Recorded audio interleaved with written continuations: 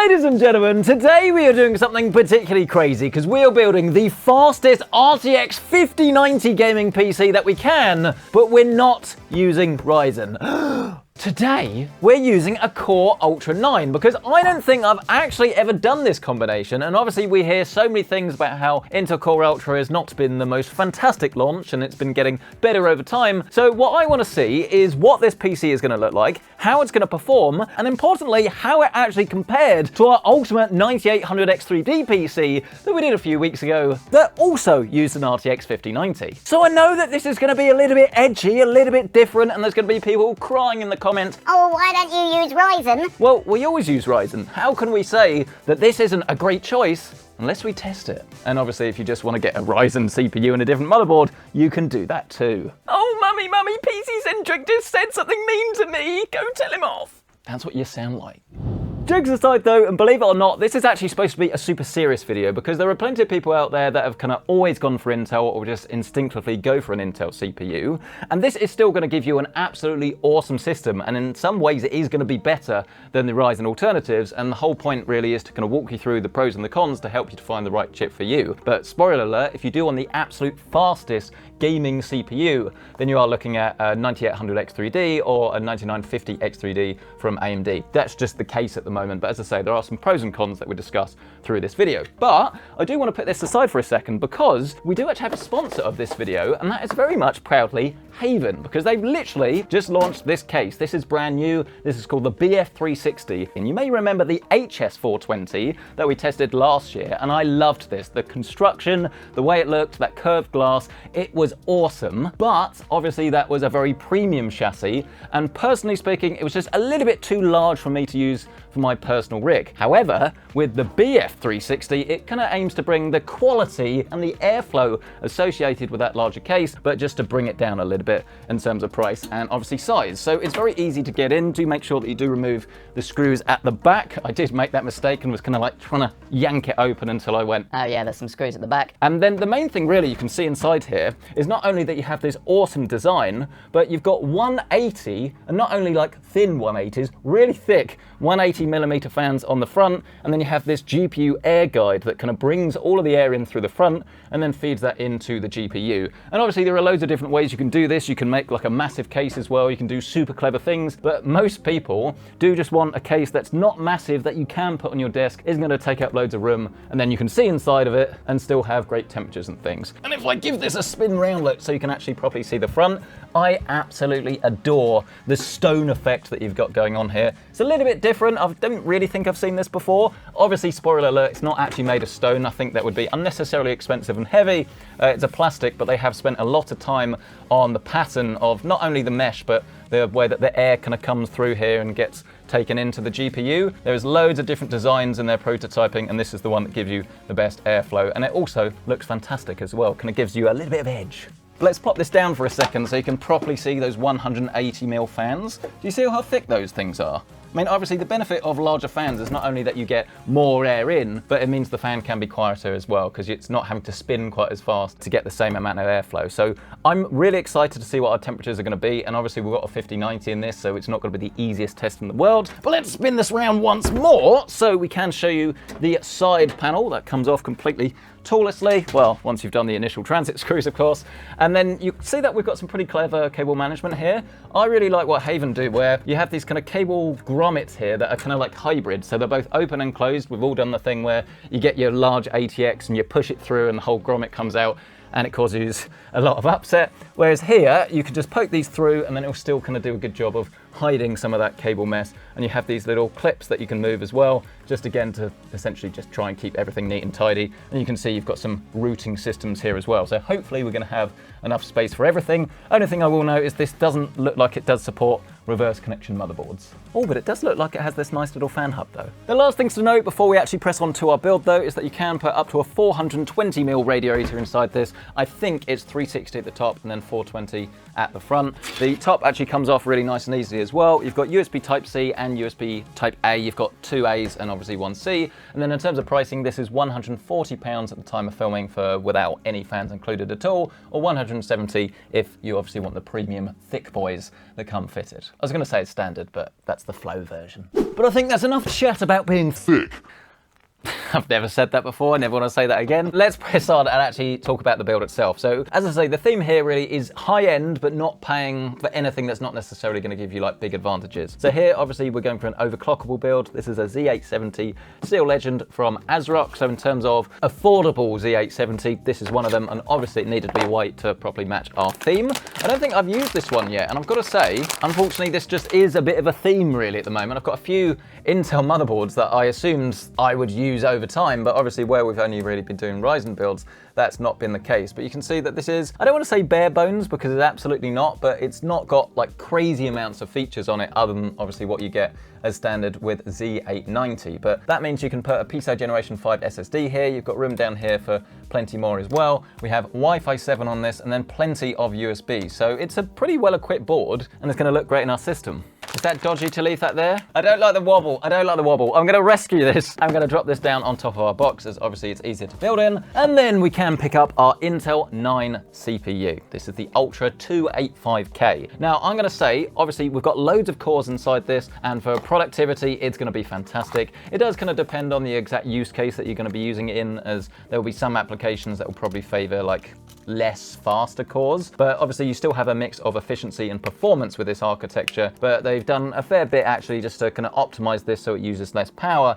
But in terms of like raw gaming grunt, it didn't improve like we would have wanted it to. But as I say, if you're mainly doing productivity and gaming and you're going to be playing games at like 4K resolution and you're not bottlenecked anyway, then this may well make a whole lot of sense if you need that large core count. Having said all of this though, I would actually say if you're going to go for Core Ultra, I would focus in on the Ultra 7 265K, as this is a bargain. I mean, it's still a really high core count CPU. The gaming performance is pretty similar to the Ultra 9, if not basically the same. And obviously it's a fair bit cheaper. So if you pair that with a board like this, then you're not having to pay crazy money for like a 9950 X3D or a 9950, anything like that. You kind of get the best of both worlds, really. It's not going to be quite as fast, but again, if you're not bottlenecked, does it really matter? Well, yes, because the other downside to this is the fact that we're not really expecting this particular socket to get reused again for anything other than refreshed CPUs. So unlike AM5, where if you buy like a, I don't know, a 7800 X3D, or you bought that a couple of years ago, well, you can now obviously upgrade that to something better, and that's going to happen for the next AMD generation, so you could just kind of like plug and play. Probably not going to be the case with this, sadly. So you'd have to get a new motherboard as well.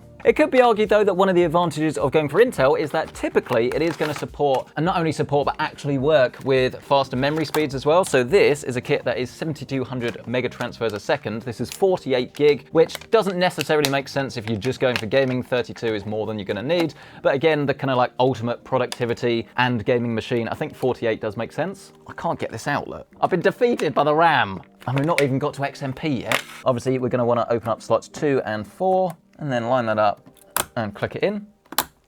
That was a very satisfying noise. 10 out of 10. And then once we've done that, we can then press on to our SSD. And this was one that was supplied for a previous sponsored video.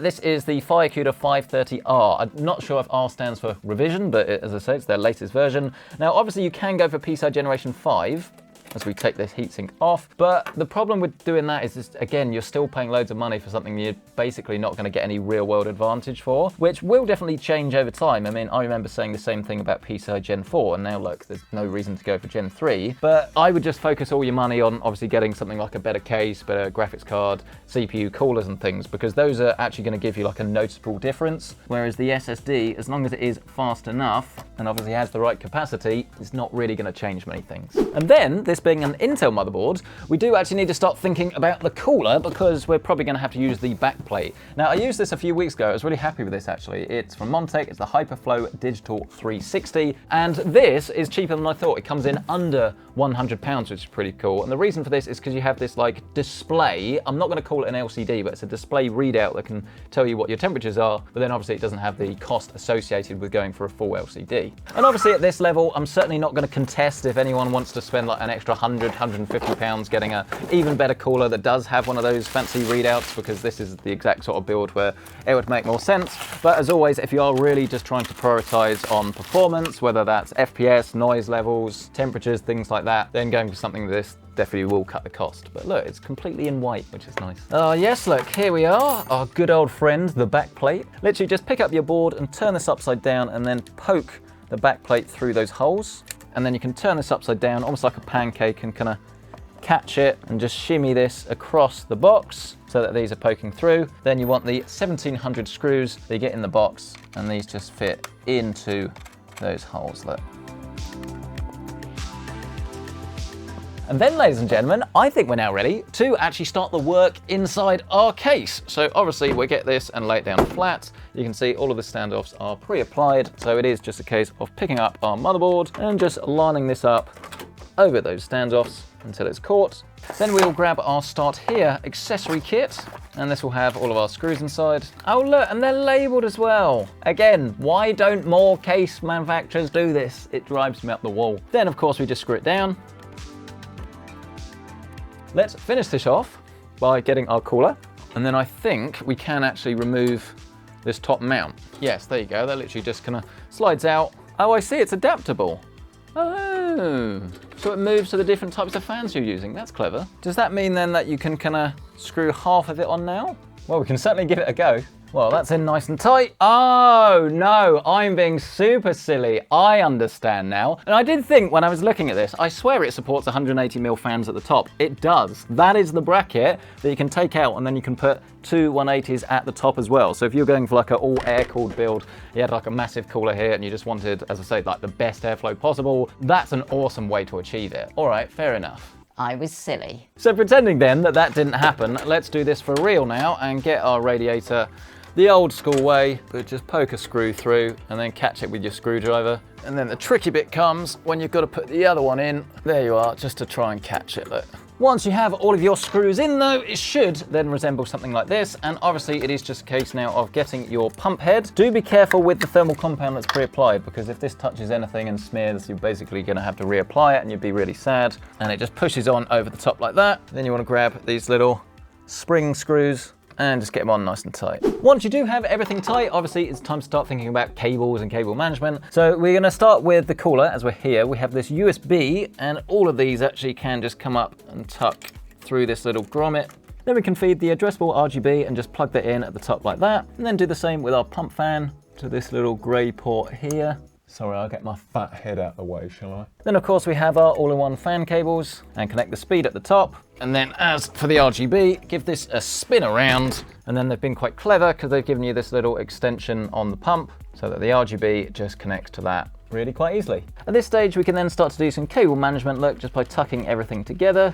I've got our USB fed down the bottom. And so it really is just a case of grabbing that and plugging it in. Oh, and then of course we have all of the other stock cables for the case that obviously connects the case to the motherboard to make sure it actually does something. And I will say that these are black. Personally, I would have preferred to have white cables in a white case, but it's not the end of the world. But again, we can use the cable management system just to feed these cables through to their respective positions. And then of course, just start plugging them in with our USB 3 and USB-C, front panel down the bottom, fan cable for our hub, and then last but not least, our HD audio. And then of course, ladies and gentlemen, now that we're here, we may as well take out the PCIe slot covers on 2 and 3, so we can actually get our graphics card. And this is the one that I've personally been using. I've actually taken this out of my rig. I've just finished Indiana Jones, so true story, I'm actually playing Tomb Raider 4 Remastered over on the Xbox. So I don't need this for a few weeks. So this is gonna stay in here. You just wanna find its slot, give it a nice push till it's secure. And as we get this fitted down, and as someone that has been using a 5090, as I say, since it came out essentially, I will give you my honest review. And that is, if you want the absolute, like, most ultimate graphics card out there, obviously,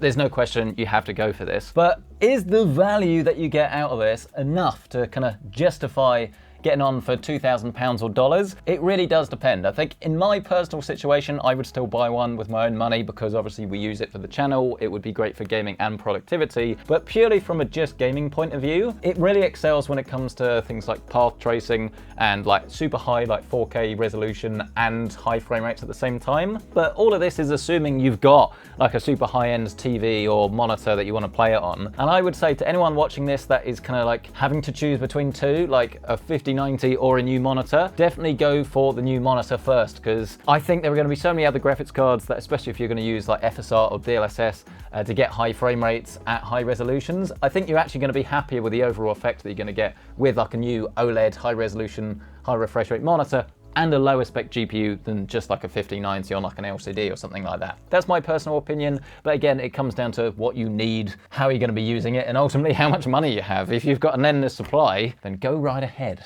But now that that is in, ladies and gentlemen, we can now press on to the final component, and this is the one that I say is unnecessarily overkill for anyone trying to copy this at home. This is a 1500 watt power supply from Corsair, the HXI. The reason I'm using this is because I actually want to go for white braided cables, and I do have a complete kit of Corsair white cables that are only compatible with this, or at least the Type 4. The newer ones have Type 5, they're smaller. But let's grab our power supply and then whack in our cables. So we can pick up our power supply, and this will be a good test actually for this case because it's very long. How does it cope? Seemingly quite well. Loads of space, look. Then just feed the cables through to their respective positions. Plug in our SATA power for our fan hub. There's loads of room down here as well, look, for all of the stray cables, and because you have that GPU like air guide, you're not going to see any through the other side, which is cool. I will say it's nice as well that it does actually support these braided cables. A lot of cable management doesn't when you go for something bulkier. Oh, then we can give this one final spin. Connect up our graphics card, obviously making sure this is in nice and tight. ATX connects up here. Then last but not least, we have our CPU cables. And I've got to say, right, I'm not normally one for super neat cable management because I'm too lazy. But genuinely, look how easy this thing is to manage. I mean, I've had to undo it just to give ourselves a little bit more slack. But look, everything just straps up really nice and easily. You've got loads of them to choose from. And I mean, when was the last time you saw a really nice, neat build on the channel around the back? Obviously, it's going to vary depending on what you put inside here. If you've got loads of RGB fans, you buy the ones that just have loads of endless cables and you're daisy chaining everything, then yes, it's going to get a little bit more dramatic than this. But I think most people buying a case like this, especially with those stock fans, it almost sounds insulting to call them stock, but with the default fans, it's going to be so easy to cable manage, even with these really bulky cables. So I reckon everyone watching this is going to be suitably impressed. But what do you think of our build look? I think it's awesome. Oh, and I should mention, not that we specifically need it on this build, but you do get this little anti-sag bracket here as well. It does come with loads of adjustment, but I don't need it, so it's coming out. Oh, but let's see if this thing works, shall we? I really hope it does. Of course, though, your setup is not going to be complete without a broken keyboard and mouse. But of course, the PC-centric mouse mat, the last few are available. Go and grab yours today with the link down below. I know the shipping is expensive, I couldn't help that, I'm sorry, but it'll be worth it. Look at this, it's so lovely. And I believe the power button is on the top. Let's go. We have fans, which is always a good sign. Oh, you can feel that airflow. Blimey. I mean, obviously you're going to want to tune this. You won't want it running full load all the time. But I mean, that's silent at the moment. And this being Intel, I would imagine it's actually going to boot quite quick. Oh, we're going to load into the BIOS. Yes! There we are, ladies and gentlemen. We did it.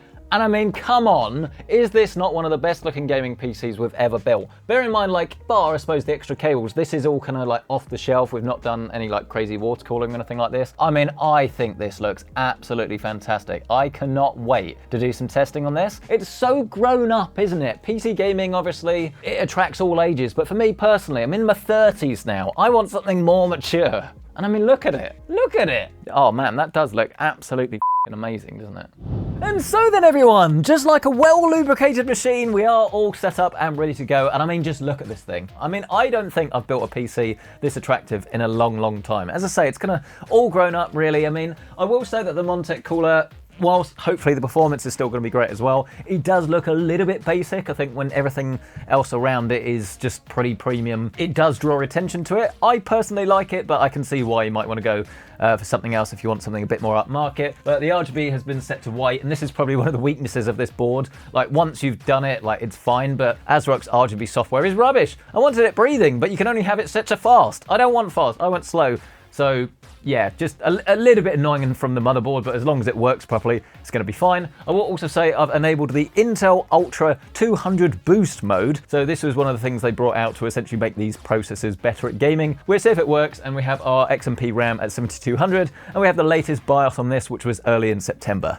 Let's jump into the games. And of course, where better to start than the absolute classic that is Cyberpunk 2077. And already this is a fantastic looking game, despite the fact that this has been out for quite a long time now. But you will notice that the lighting here is a little bit flat, and the reason for this is because we have absolutely no ray tracing enabled whatsoever. We've got this set to run at 4K, but DLSS is set to performance with the new Transformer model, which looks way better but does have a slightly bigger overhead. And you can see we're getting around about 175 to 180 frames a second. So on this lovely 4K 240Hz display, I feel it links to this, I'll link down below. Yeah, you can see it does look absolutely incredible. But I've got to say actually that jumping ahead slightly and moving into a little bit denser part of the city, something very interesting is starting to happen. I mean, look at the top left again.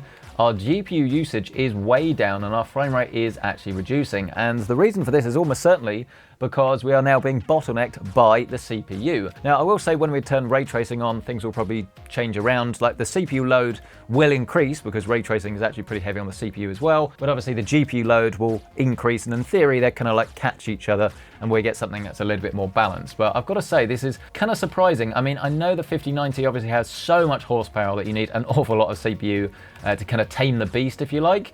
But around about 115, 120 frames a second, whilst no one's going to complain, it's still loads and loads of frame rate. If you'd invested all of this money into a 5090 and then you found that it was your CPU that was actually holding you back, and of course being Core Ultra, there's not really many upgrades you can make. I mean, there aren't any upgrades you can make, and in theory, they're not going to bring out a better CPU for this socket, really, that's going to be fundamentally different. You'd have to buy a whole new CPU and motherboard to get more performance, which wouldn't be great, would it? Let's hold it right there and go into our settings just to show you what we have. Again, we're going to keep everything the same here, as this is how I would choose to play. Then we can find our ray tracing, and we'll start just, I was going to say with the bog standard. It still looks awesome, but let's go for the non-path traced, everything else set to Ultra and Psycho. We'll hit apply, come out of this, and then I would expect the frame rate to actually stay pretty similar, because obviously that load is primarily going to be going on the graphics card. And indeed, it hasn't actually changed all that much. I think we've lost maybe 10 frames a second or so, which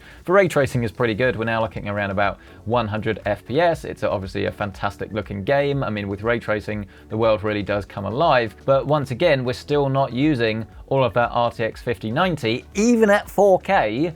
We're leaving a fair bit of frame rate on the table. I mean, we could, in theory, increase the GPU load by changing our DLSS to quality. And then when we come out of this, there you go, look, we're much closer now to 99% on the load. I mean, there's still more on the table, look. And the frame rate has, interestingly, gone down. So it's not just the CPU that's holding us back here, but clearly the combination of everything that we've got going on here is very, very demanding. I mean, I suppose as you increase the resolution, you increase the level of ray tracing as well, because there's more stuff to calculate, then perhaps that is increasing the load on the CPU as well. It's very, very interesting, isn't it? But let's set this back down to performance, and then let's turn on our full path tracing, look. What is the performance of this going to be? Not drastically different, look, around about 80 frames a second. But interestingly, still, the GPU load is not at 100%, which I find fascinating. It's so weird to, like, on one hand, have such a ridiculously good gaming PC, the experience to be, like, pretty much as flawless as you get. It's super smooth. You can see there's no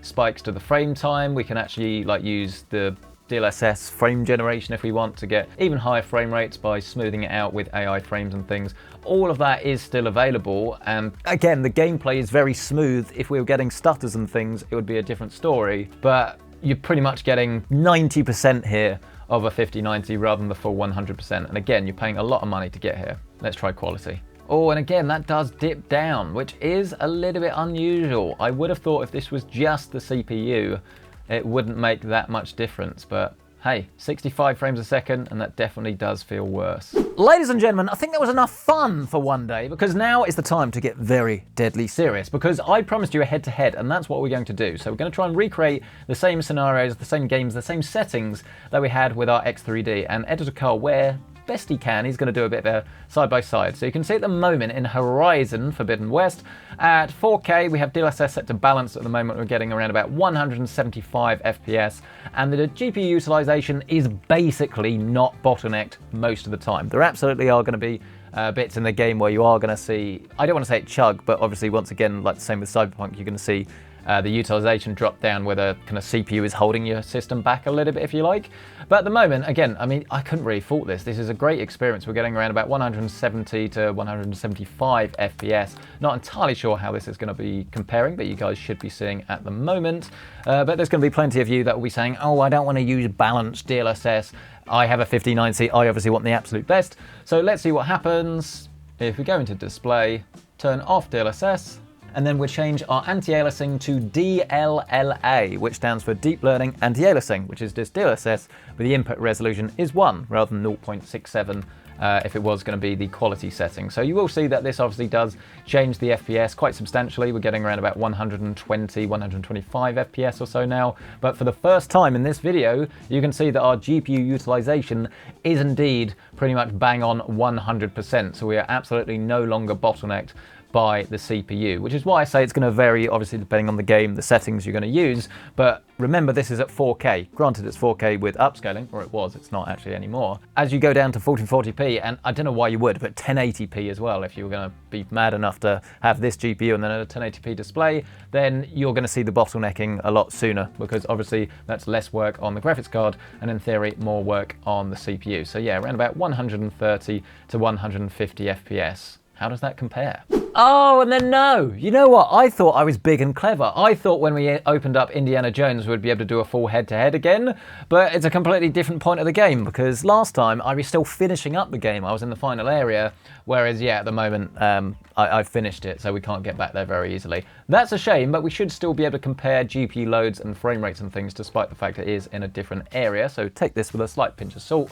But you can see we're getting around about 120 to 130 frames a second or so, and our GPU usage is close enough to 100% that you're not going to be bottlenecked most of the time. But again, you can see that it does dip down every now and then. We're getting around about 130 frames a second. Now, this game does have ray tracing as standard, but the full path tracing is something you will need to enable. So from my end, there's not really any complaints with this. We are getting a little bit of stutter though, which is a little bit odd here and there. Maybe this is just this area, maybe these are these settings, or maybe it is caused by the Core Ultra CPU. It's always difficult to say, but for the most part, it is pretty smooth. Obviously, when you open up a game for the first time as well, and it does some like shaded caching and things in the background, it usually gets smoother after about 5 minutes or so, but that is not like a one-size-fits-all, and some games just aren't as optimized as others, and I definitely don't think this is the best optimized game in the world, especially when you do turn on some path tracing, which I am going to do now. And I will say that we are running this at 4K with DLSS set to performance, but again, it is the latest version, so this is the way I chose to play because it looks absolutely fantastic even at performance.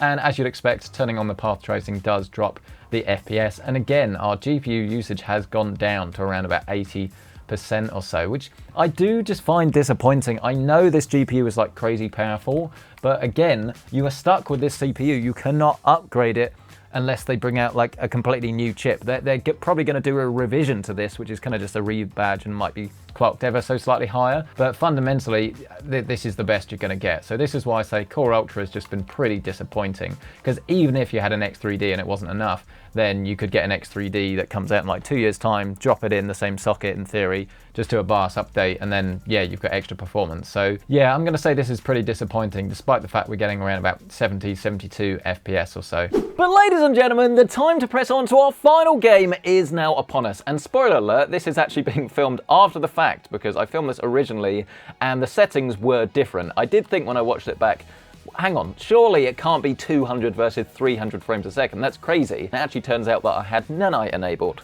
on our Ultra rig, which is why obviously we're doing this again. But it does go to show that you really do need to turn this setting off for the best performance, because we lost almost 100 frames a second by enabling this, which, as I say, is absolutely crazy. But once again, it's kind of like bittersweet, because it's great to be getting 280 frames a second. This is running 4K with DLSS set to performance and pretty much everything at high, but our textures are set to very high as well. But we're still leaving a lot of that GPU on the table. I mean, you can see our utilization is around about 75 to 80%, which basically means if you're going to get something like an RTX 5080 and overclock it, you'd probably get more or less the exact same frame rate and save yourself a whole bunch of money. And once again, you don't have the option of upgrading this CPU to anything other than likely a refresh CPU in the future. So you're kind of not really getting the most out of your 5090 from the off, and as I say, there's not too much you can do about that in the future. So still a great experience, and I don't think anyone's going to have any complaints with the way that the game feels. But as soon as you start to analyze what's going on, and then you make the realization that you're kind of a little bit screwed in a way, well, the conclusion remains the same. Great on one hand, definitely a fair bit disappointing on the other. But I would also like to draw your attention, look, to the GPU and the CPU, because we're sitting at around about 55 to 60 degrees on that CPU and then about 62 degrees on the GPU. So both are ridiculous. You can clearly see that the design of this case is working really, really well, especially bear in mind the whole thing is basically silent. The only thing I can hear is coil whine, which is actually pretty annoying. It is a 5090 thing, but it's particularly bad on the Founders Edition. So actually I probably wouldn't get the Founders Edition. I'd get something else. Maybe a white graphics card that would match the theme of this a whole lot better. But the question very much does go out to you guys on this. What do you make of our system? Is something fundamentally wrong here, or is this just a cause of Core Ultra? I wouldn't say there's anything from this Ultra 9 that has made me change my stance on it. Even if it gets substantially cheaper, I don't think it's going to be something to recommend, purely because it's not got the performance today and you're not going to be able to upgrade your motherboard tomorrow. But maybe you have a specific use case where you think the Ultra 9 is perfect, or maybe you'll take our suggestion and build a productivity machine with an Ultra 7 that does actually offer fantastic value for money. But we'd love to hear your thoughts on this. Smash the like button if you've enjoyed this, and get subscribed. Loads of you watching this have not subscribed. It would help out so much. Please hit that subscribe button and you get more videos just like this. But thank you so much for watching, and you can check out the full pricing links to everything featured in this video down below and as a pinned comment. See you in the next one, guys.